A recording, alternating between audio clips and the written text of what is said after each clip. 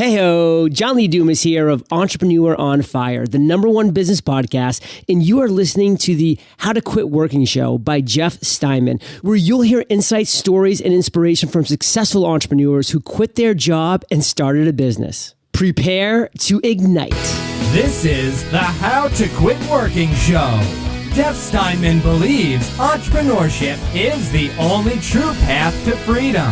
That's why he created the How to Quit Working show, where you'll hear stories, insights, and inspiration from lifestyle fanatics who left their soul-sucking 9-to-5 job forever. Now, here's your host, author, entrepreneur, and ultimate lifestyle fanatic, Jeff Steinman. Hello and welcome to the How to Quit Working show. You know, we've got such a great show coming up today. I love talking about these businessy type things, and we got some really fun concepts to talk about. Heather is going to talk about information overload. And what do you do when you've just got all of this information coming at you and you don't know what to do with it all? And she is going to make some points in when she does her segment that are just kind of blow your mind, because like she's really going to tell you why you have information overload and how to get past it. And it's really going to be a lot simpler than you even think it is. I am going to talk about a topic that I am pretty passionate about, and it is one that I did not learn this the easy way. I did not read this in a book. I learned this the hard way. And that's about focusing on fundamentals instead of focusing on tactics. And it's going to dovetail really well into Heather's segment about information overload.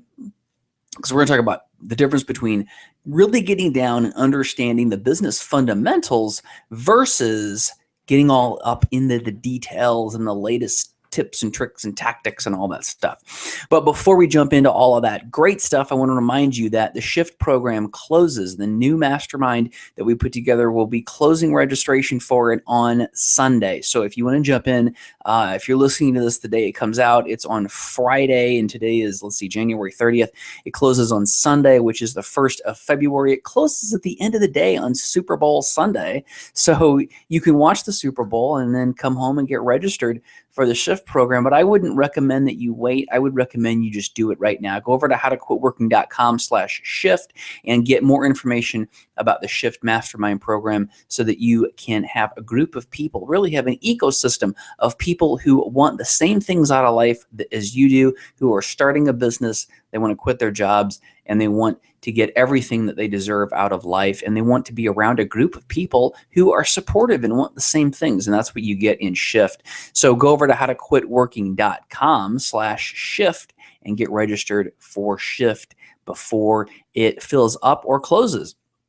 Now let's jump into the topic for today, which is really about fundamentals versus details. And I want to start with telling you a couple of really interesting things that happened to me today. Actually, I was meeting with a mastermind group that I'm in. It's a mastermind of folks. We get together about once a month, and we exchange ideas, and we offer help and assistance to each other, and we talk about our problems. We celebrate our successes, and it's just a really great thing to be around other people who want the same things out of life as you do, and have experiences that relate to yours, as well as have connections that can help you. But one of the other members of my mastermind, she's somebody who I've known for, I think, about maybe 2.5 years. And I found out something really interesting about her today. I found out that she owns a business that I knew that she owned businesses, but she owns another business that I didn't even know that she owned. and what's funny is when and it's not like this is somebody like a big investor who owns like dozens or maybe hundreds of businesses. No, she just has a handful of businesses. But the thing that was so interesting is I've known her for 2.5 years now and did not know that she owned this business. And it was a business, actually a local business here that I've heard of. And found out that she owns it today. And I think it got me to thinking, it got me to really realizing how hands off you can really be in a business, right? Because when we talk about our day-to-day lives and the things that are going on in our businesses, well, this particular one never came up. It was never something that she talked about. And that's partially because it's a business that's not related to what our mastermind is about, but it's also because, it's designed to be very hands-off. I mean, she runs another business full-time and has this and has another business. But what's so fascinating is that, we think so much about business in terms of, I go in there and I do it every single day. I go and I do it and I do it and I do it and I do it. And it doesn't have to be that way, right? You don't have to have businesses that require your presence every single day. Now, it's not to say that starting a business isn't a lot of work. It's not to say that you don't always have to put some resource into a business to make it successful. But it does mean that that doesn't have to be the thing that eats up your time every single day. I look at businesses as something that I build and I create and then run after that. And I never look at any business from the standpoint of it being something that I do forever, right? I always look at how do I get out of the day-to-day of that business. I will always be doing something, but it will not be running that same business over and over. I would never start, for example, a restaurant that required me to be there, day in and day out, running the restaurant and handling the operation. Now, I do intend to be in the restaurant business at some point in my life, hopefully sooner than later, but would never structure that and would never design that in such a way that it required me to be there all the time. It would always be structured financially so that there would be a general manager or someone who would be handling the day-to-day, and then I would be free to do the things that I want to do.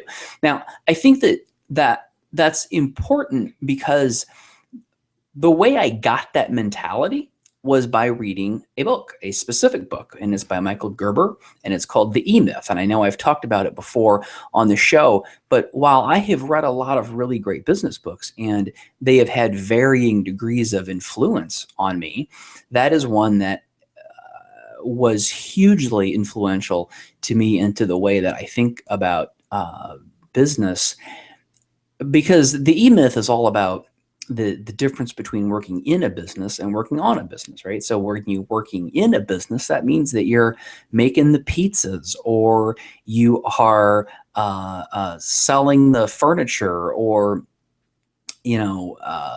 doing the graphic design, or whatever it is that the business. That means you're right in there doing the thing that makes the business. What the E-Myth is all about is about this idea of pulling back and pulling away from the business and actually building it, being the person who is outside of it. Almost like, think of it like picture like a physical building that is your business, and picture yourself on the outside, and you're finding people and processes and technology and equipment and all these things that make the business work. You're finding those things and you're putting them into the business. If you're watching me on YouTube, you can see how I'm demonstrating how I'm actually picking these little things up and putting them into the business and really building something, really creating something that then sustains itself and makes money. Now, when you do that, that's a whole different way of thinking than just the mentality of, oh, well, I don't want to work a job anymore, so I'm going to go be an independent graphic designer. Now, there is nothing wrong with that at all. I know we have, I think we have a disproportionate number of graphic designers that listen to the show, because I know there's several of them out there. But it's a totally different thing. To completely build and design a business is totally different than just taking a skill that you have and then doing that independently, right? And again, there's nothing wrong with that. It's just a matter of how you look at it, right? And if you look at it from the standpoint of, I want time freedom, I want independence, I want an unlimited upside, which is one of the huge advantages of entrepreneurship. In other words, being able to grow your business, or scale it, as they say, to be as large and make as much money as as you design, as you decide that you want it to make, then you have to look at it more from that building standpoint. Like you're the guy on the outside or the gal on the outside who's finding the pieces and putting them together in such a way that they create something that is sustainable and that runs on its own. Now, there's never ever a situation where there isn't some degree of oversight that's required, or something that is needed, that needs to be done, or some way in which you need to get involved. But you do have to look at it that way. And the reason that I bring that example up is because it's so important to understand these concepts, right? Because, for example, I gave the example that book and that concept completely changed everything about the way that I look at business. It changed the way I go about anything and everything. In other words, nothing that I do ever has any question about how it will happen when I am not involved day to day, right? So everything is designed so that it can, in some shape, form, or fashion, run without my involvement and without my presence. Now, one of the really great advantages that you have and that we have here at How to Quit Working is that we have Heather Osgood, our How to Quit Working coach, who has already created multiple businesses that run that way. She runs a couple of businesses outside of her coaching that she does for How to Quit Working, as well as her main priority, which is being there for her kids and homeschooling her daughter and putting her family first. So she is not running multiple businesses. She's not going into some business every single day and doing the paperwork or doing the sales or making the products or providing the service. She's not doing any of that, right? So the beautiful thing about How to Quit Working is that we have somebody right there who has done that very, very successfully. And, a lot of the great content that she creates is stuff that is really helpful for getting into that mindset. Now, again, I feel like I kind of went off on a tangent a little bit, but I want to kind of bring it back to my point, which is you have to focus on these fundamentals, these fundamental things that shape how you look at business. And when you focus on those fundamentals and you approach everything and you look at everything through that lens of those fundamental ideas and this working on your business instead of in your business is one example of those. When you focus on those and you have a mindset that works that way, then the decisions that you make are very different. And the decisions that you make lead you in that direction. The decisions that you make lead you to that outcome of having a business that doesn't require you to be there every single day. I hope that makes sense. And again, like I said, that's just one example. There's many things like that. And I would say another really big example of things like that is the idea of the lifetime value of a customer. Right, so two different ways to look at a customer. And one is to look at a customer and see a transaction. Here's a guy walking down the street. Can I get him to come into my sandwich shop and buy a sandwich and then go? And then I've got my $10 or $12 or whatever that is on that transaction. And then he's gone, right? And then in order to sell another sandwich, I have to get another guy to walk by, and I got to get him to come in the door, and I got to get him to decide that he wants to buy a sandwich, and I get his $10 or $12, and then he moves on. That's the transactional way of looking at a customer.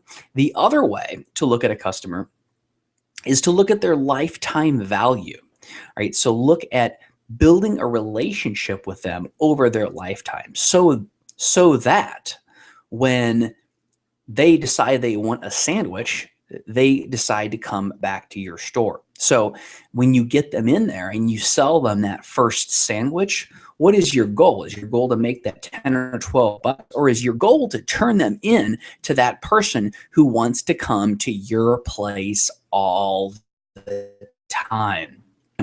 I happen to like sandwiches, and there's a couple different types of sandwiches I like. I like them because I can eat them on the go and they're tasty, and you can get sandwiches that aren't terribly fattening and aren't full of a lot of fat and calories and bad stuff. So although it's hard with, I do enjoy my sandwiches, and there's I don't know if this is a nationwide chain or not, but in the area where I live here in St. Louis, we have a place called Jimmy John's, and I'm a lifetime customer of Jimmy John's. I'm a huge fan because, number one, I like the sandwiches, but number two, the Jimmy John's that I go to is full of some of the most friendly people they're nice. They just about know my order.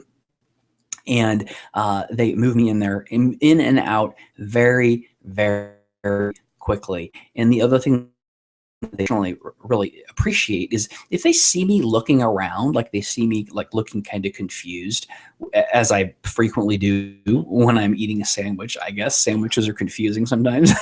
But no, like if I'm looking for a napkin or looking for a lid for the cup, or there's always somebody who notices that and then comes over and wants to help me. So, and then the other thing that they do that really impresses me is there's times when they're done making the sandwich before I've even finished paying for it. Like that's how fast they are.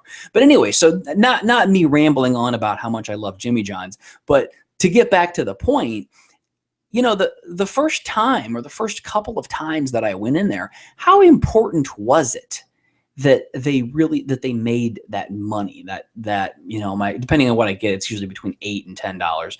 How important really was it that they made that $8 or $10? Not really very important. The important thing was that they got me hooked, and they got me in, and they got me to become a lifetime customer. And by the way, this episode of the How to Quit Working Show is sponsored by Jimmy John's. No, I'm totally kidding. It's not sponsored by Jimmy John's. We don't do sponsorships on this show, but the ancillary benefit is not only that they will get my business, and I go in there probably twice a month, when I'm looking for a sandwich, more when it's warm outside because it's walking distance from my house. But they've gotten to the point where they get my business regularly. Not only do they get my business regularly, they also have me as sort of an evangelist, right? I mean, I remember when they opened this particular Jimmy John's, I was on Facebook and I said, yes, there's going to be a Jimmy John's within walking distance of my house. I was so excited, and then a couple more Facebook posts. I'm like, I love Jimmy John's,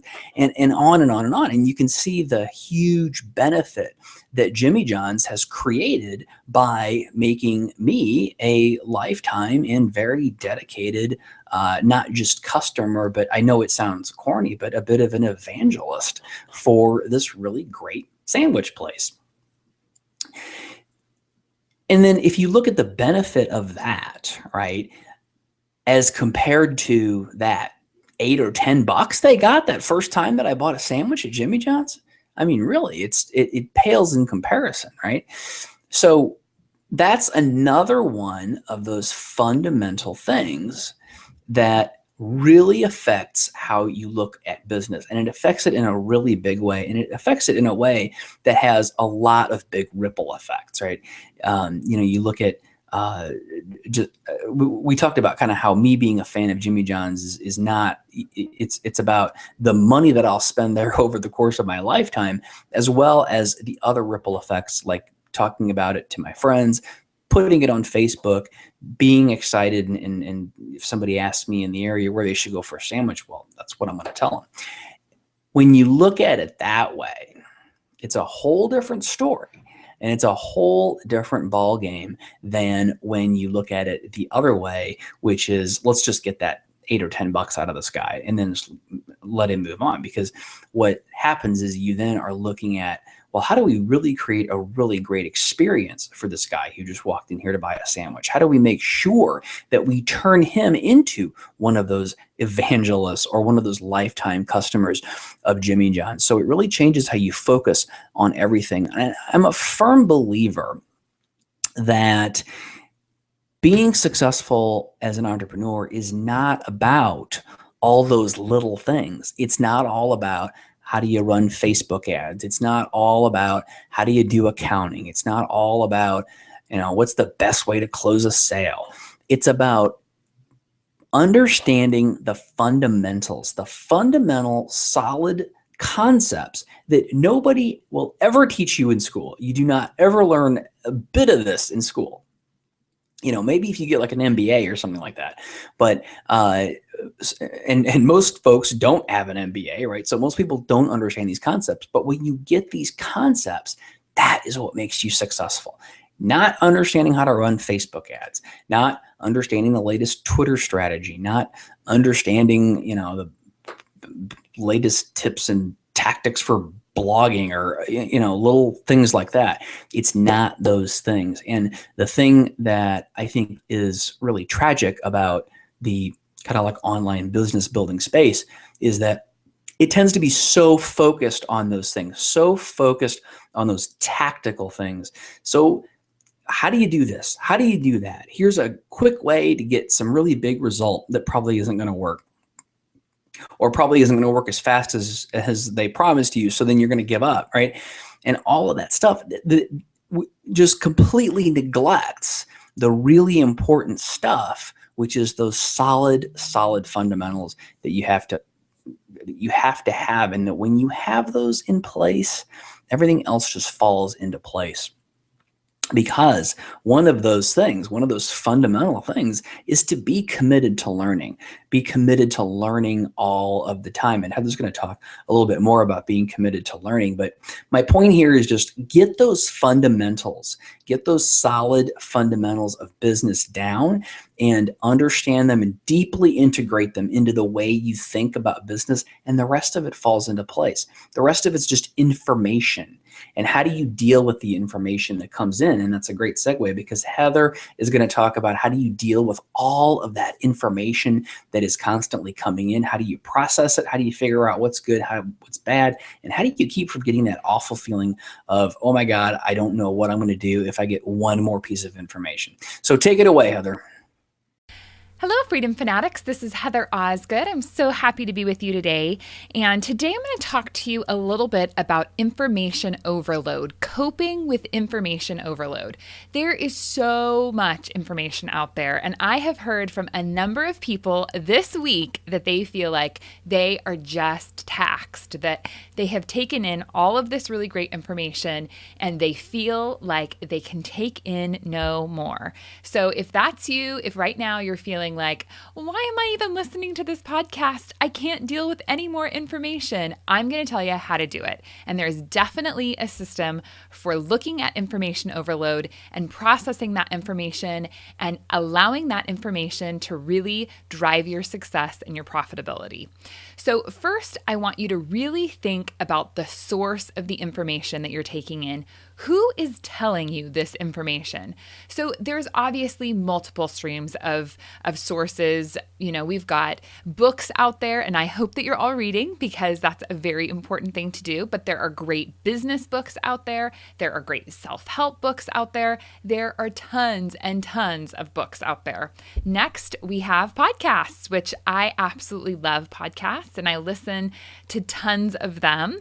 And I think that the information delivered in this free manner through podcasting is just absolutely unbelievable. And so you can get information through podcasts. You probably are watching YouTube videos. YouTube is an endless stream of videos. You could get just about anything in life you wanted on YouTube. And so you're probably watching videos about it. And I'm guessing next you're probably talking to people. If you have any friends around you who are business owners, and if you're working right now and you're wanting to quit your job, you have your senses open to that information. If you come across someone who is self-employed, someone who's running a business, if it's a friend or just your dry cleaner, you're probably going to ask them how life is going for them. How are they making it and what are they doing? And so I want you to really think about the source of the information. Is that person that you're listening to, is that book that you're reading or the podcast you're listening to or your dry cleaner down the street the right person to actually be listening to? And the reason that you will know that it is the right person is based, I would say 100% on their background. Are they living the life that you want to live?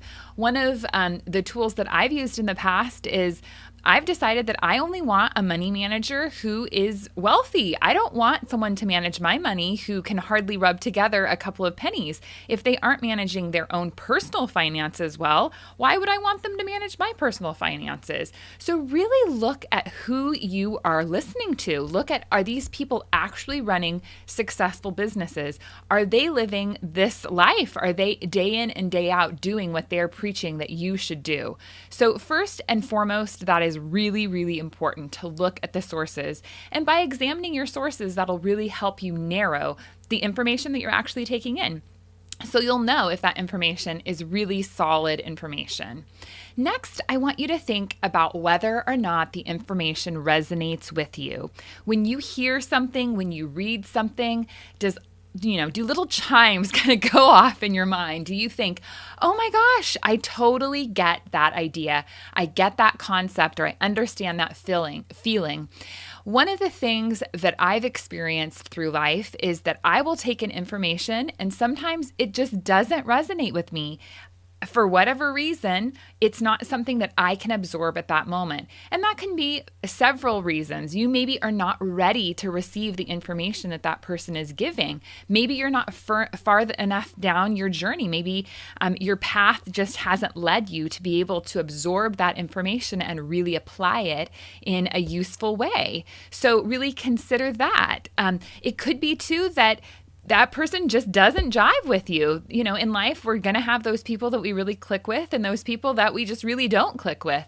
And I feel like some of my favorite podcasts out there aren't some of the most popular podcasts. They're not, one of those podcasts that everybody's listening to. They're just podcasts where I really just like the person. I really enjoy the host. I really enjoy what it is that they're saying, and I enjoy the guests that they bring on. So there's someone that really resonates with me. So really think about that, because if you're getting information that resonates with you, you'll be able to absorb it at a mental and heart level. So it's information that will just kind of seep into who you are because it resonates so well with you. I have found over the years several times with books in particular that when I go back and I reread a book, things that didn't resonate with me the first time will resonate with me the second time. I've even read books where I think, I don't even remember this being in this book the first time I read it. How could it be here now? And it's just because I wasn't open to receiving that information. So really think about that and really seek out that information that resonates with you, because it will be absorbed at such a deep level that it can then be manifested, which is what our ultimate goal is. Dan Miller, author of 48 Days to the Work You Love, says that about 15% of the knowledge that you currently have will be obsolete in 10 years. And I find that pretty amazing. And the reason I'm bringing that up is because I want you to think about, are you a learner? Are you someone who actively goes out and really seeks information and seeks knowledge? If you're not a learner, you are not going to be profitable and successful in this world. Things are changing so rapidly. I'm sure I don't even need to tell you that. I am constantly amazed by how quickly things are changing in our society and in our world. And if you do not have the capacity to really be a learner, and you don't have the capacity to take in information and really apply it to your life, you're really handicapping yourself. So the next recommendation I have for you is to really focus on your love for learning. And if you don't have that love for learning, really focus on how you can cultivate it. I know that I have a ton to learn. I know that I am nowhere near ever, and I will never have all of the knowledge or the wisdom that I want in life.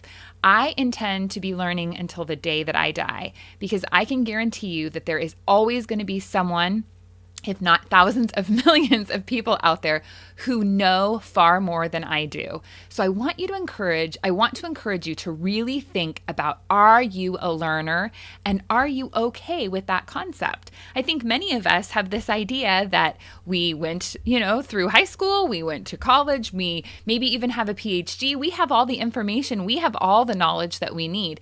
And the reality is, in life, we don't have all the information, and we don't have all the knowledge we need. So we have to be constantly taking it in. Our learning never stops, so please don't ever think that you can stop learning. Next, I want you to think about how you're applying that information. So you've gone out there, you've read all these books, you've listened to all these podcasts, and now you're kind of feeling overwhelmed. And part of the reason you're feeling overwhelmed is because you're taking in, and you're not applying any of that knowledge. You're not applying any of the things you've learned. You have to take action. All of the information in the world, all of the learning in the world is going to be totally useless if you aren't able to apply what you've learned. You have to take action. Action, action, action, action. What are you doing today? Not tomorrow, not next week, not in 6 months. What are you doing today to further your process and further your journey? What are you doing to be successful today? So take all that information and really think about taking action. What I do is I have a system where I kind of strain through all of the information that I gather. So if I'm listening to a podcast and I'm driving, I will pause the podcast, I will get on the voice recorder, and I will put the idea into my voice recorder so I don't lose it. If I am doing something and I'm, maybe listening to a podcast or watching a video, I have a spiral bound notebook that I put everything in. So I've got all of my information in this one spiral bound notebook. And when I go back to find that information, I know where it's at. It's not on some random sticky note or, in some other place, who knows where at the bottom of a drawer somewhere. It's all in one place. It's in this spiral bound notebook. So when I hear something I like, when I hear something that resonates with me, I capture that information, because not everything that you learn is going to resonate with you. You have to really gather that information that resonates with you and put it down somewhere. So write it down, create a voice memo, do something so that you have that information. The next thing that I really like to do is that if I have the information out there, I put it into my goals. I have an action plan for every month. And I say, okay, this is a great idea and I want to apply this idea next month. So I put it in kind of my project plan for, moving forward, so that I have that information captured in a way that I can then apply that information at a further date. So just really think about the idea that if you're not capturing the information, you don't have the ability to apply that information later on. The other thing that I do is I'm a huge writer in books. I write all over a book. You can tell I've read a book because I write in it. Obviously, I don't write in library books, but if I own the book, I'm underlining, I'm tagging, I'm, writing notes in the margin, because at that moment, I want that knowledge to really, really sink in. And so that has been really tremendously helpful for me. And then I can go back at a later date and I can say, okay, I know where that information was at. I can see where my kind of stream of thought was and how I can apply that. So it's really, really important. Next, I really think that it's most important for you to have accountability. You can have all the knowledge in the world, you can have all of the action management steps in the world, but if you're not actually doing it, it's totally useless. Like I said before, you have to actually do it for it to be effective.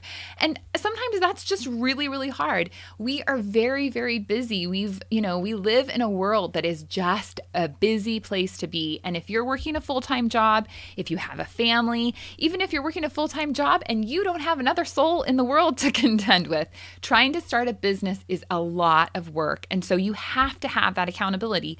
You have to have a support system that is surrounding you, that really comes alongside you and says, hey, you have to get this done today. You said you were going to do it and you have to do it. Right now, there is no one telling you that you have to do anything except for go to work and pay taxes. And so I'm here today to tell you that if you surround yourself with solid individuals who will hold you accountable to the commitments you make in life, you will be much further on in your journey. I hope that this is information that is very valuable to you.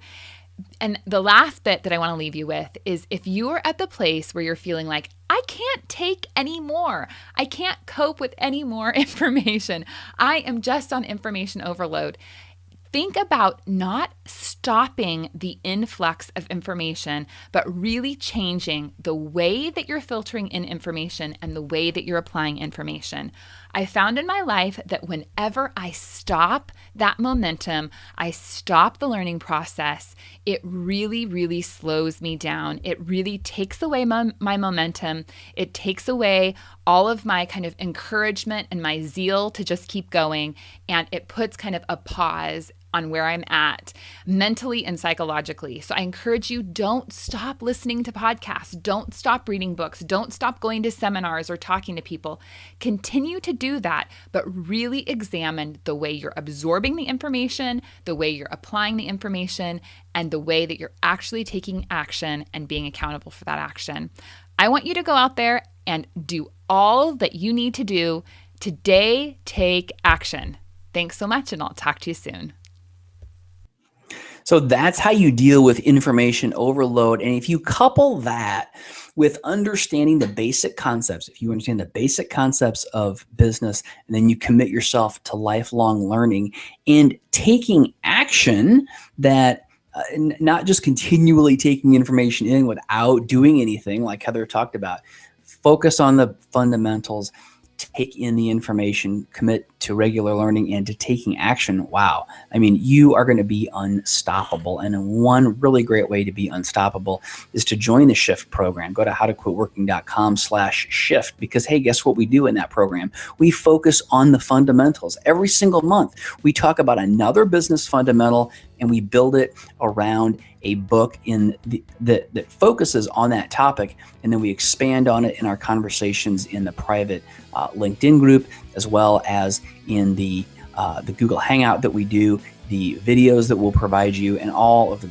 great interaction that we have throughout the month. We focus on building out those ideas. You know, it's one thing to just learn and understand an idea.